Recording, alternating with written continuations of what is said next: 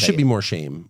There should be more shame. Like if you've amassed $100 million from sucking the last remaining lifeblood out of some manufacturing company in the Midwest, calling it private equity, like you should hate yourself a little bit. There's not enough guilt among the ruling class. That's one of the reasons that the fentanyl crisis has not even been acknowledged by Washington, is because they kind of know they're responsible for it. Mm-hmm. And you wind up hating the people you've wronged, I have noticed.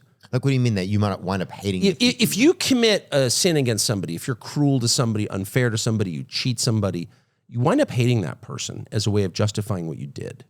And the only way to stop that is by admitting what you did and saying it out loud to the person's face and asking for his forgiveness, which again is why one of the 12-step model works, right?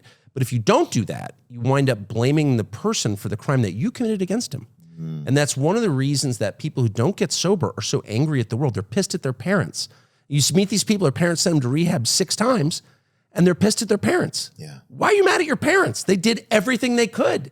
And the reason the junkie's mad at his parents is because he knows that he's actually the guilty party, and he's committed massive crimes against them, but he can't admit it, so he blames them. And that is true at a macro level as well.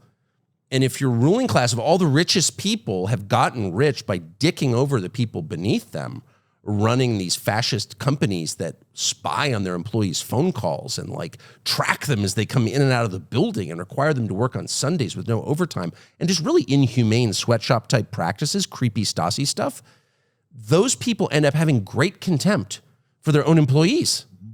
Do you know what I mean?